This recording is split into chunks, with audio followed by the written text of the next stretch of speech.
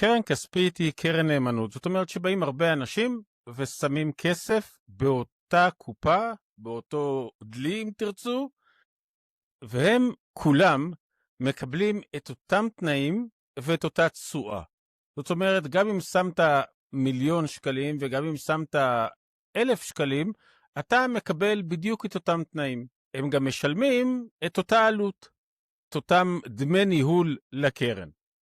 הקרן הכספית עושה עם הכסף הזה 3 דברים עיקריים. הדבר הראשון, היא מפקידה אותו בבנקים. זאת אומרת, היא לוקחת כסף מאותם מאות או אלפי אנשים, ומפקידה את הכסף הזה בבנק. הדבר השני שהיא עושה, זה שהיא קונה עם הכסף הזה אגרות חוב ממשלתיות. היא פשוט לוקחת את הכסף ומלווה אותו לממשלה.